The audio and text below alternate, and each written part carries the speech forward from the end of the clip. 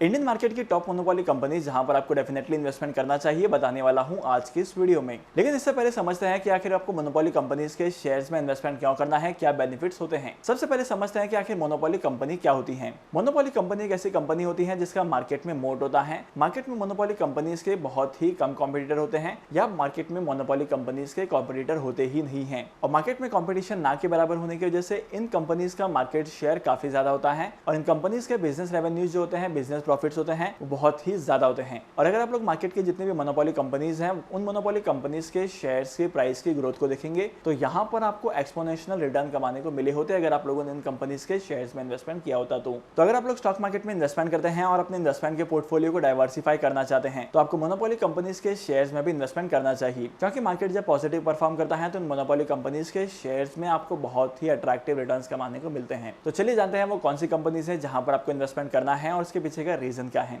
सबसे पहली कंपनी जहां पर आपको इन्वेस्टमेंट का कंसीडरेशन करना चाहिए वो है आईआरसीटीसी। अगर मैं रेलवे सेक्टर की बात करूं तो रेलवे सेक्टर में आईआरसीटीसी एक मोनोपोली कंपनी है। इसके कंपटीशन में मार्केट में कोई भी कंपनी नहीं है। अगर आप लोग करंटली कंपनी के शेयर्स की प्राइस को ऑब्जर्व करेंगे तो यहाँ पर कंपनी के शेयर्स की प्राइस में थोड़ा बहुत करेक्शन हुआ है और कंपनी के शेयर की प्राइस थोड़ी सी नीचे गिरी है। लेकिन वहीं पर अगर आप कंपनी के बिजनेस मॉडल को देखेंगे तो यहाँ पर कंपनी का बिजनेस मॉडल जो है वो डे बाय डे इंक्रीज होते जा रहा है। आईआरसीटीसी ने अपने बिजनेस को बहुत सारे सेक्टर्स में डाइवर्सिफाई किया है और इसका बेनिफिट आईआरसीटीसी के रेवेन्यू में दिखाई देता है। आईआरसीटीसी का जो रेवेन्यू है वो बहुत सारे सेक्टर से आता है क्योंकि आईआरसीटीसी का जो बिजनेस है वो डाइवर्सिफाइड है। अगर आप करंट लेवल पर आईआरसीटीसी के शेयर्स में लॉन्ग टर्म के लिए इन्वेस्टमेंट करते हैं तो आपको फ्यूचर में काफी अच्छे रिटर्न्स कमाने को मिलेंगे। और मार्केट में से बहुत सारे एनालिस्ट हैं जो कहते हैं कि अगर आप स्टॉक मार्केट में आईआरसीटीसी के शेयर्स में इन्वेस्टमेंट करते हैं तब यहाँ पर आपको लॉन्ग टर्म में डबल डिजिट में रिटर्न्स भी कमाने को मिलेंगे। सेकंड कंपनी जहां पर आपको इन्वेस्टमेंट करना चाहिए वो है डीमार्ट। अगर आप करंटली डीमार्ट के शेयर्स की प्राइस को देखेंगे तो डीमार्ट के शेयर्स की प्राइस भी बहुत ज्यादा फ्लक्चुएट हुई है और यहाँ पर मेजॉरिटी करेक्शंस देखे गए हैं। लेकिन अगर आप लोग डीमार्ट के बिजनेस मॉडल को ऑब्जर्व करेंगे तो यहाँ पर आपको पता चलेगा कि प्योरली रिटेल सेगमेंट में काम करने वाली कंपनी सिर्फ और सिर्फ डीमार्ट है।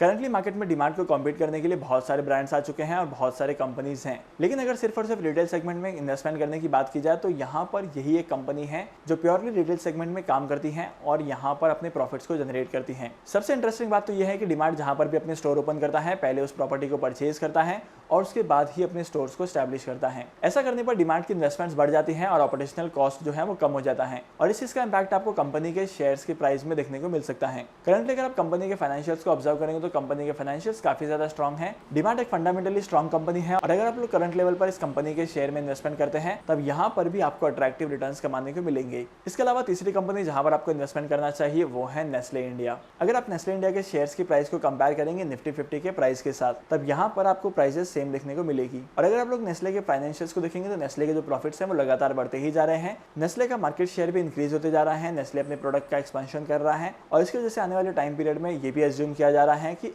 नेस्ले के शेयर्स की वैल्यू मल्टीपल टाइम्स बढ़ सकती हैं। तो डेफिनेटली आपको इस कंपनी के शेयर्स में इन्वेस्टमेंट करना है। इसके अलावा अगली मोनोपोली कंपनी है स्टॉक मार्केट से रिलेटेड। जिस तरीके से मार्केट परफॉर्म करता है इस कंपनी के शेयर्स में भी उसी तरीके की परफॉर्मेंस दिखाई देती है। अगर मार्केट बुलिश है तो इस कंपनी के शेयर्स की प्राइस ग्रो करेगी, अगर मार्केट बैरिश है तो इस कंपनी के शेयर्स की प्राइस गिरेगी। आई गेस आप लोगों को आइडिया लगी गया होगा कि मैं कौन सी कंपनी की बात कर रहा हूँ। मैं बात कर रहा हूँ सीडीएसएल की। सीडीएसएल इंडिया की एक डिपॉजिटरी है जहां पर बहुत सारे डीमैट अकाउंट ओपन किए जाते हैं और आप लोग जितने भी शेयर्स में इन्वेस्टमेंट करते हैं, जितने भी शेयर्स में डीलिंग करते हैं, वो सारे शेयर्स सीडीएसएल या एनएसडीएल में रखे जाते हैं और सीडीएसएल के शेयर्स मार्केट में लिस्टेड हैं लेकिन एनएसडीएल के शेयर्स मार्केट में लिस्टेड नहीं है। तो मार्केट में जितने ज्यादा डीमैट अकाउंट ओपन होते हैं उतने ज्यादा कंपनी के शेयर्स की वैल्यू ग्रो करती है और कंपनी के शेयर की परफॉर्मेंस मार्केट की परफॉर्मेंस पर भी डिपेंड करती है।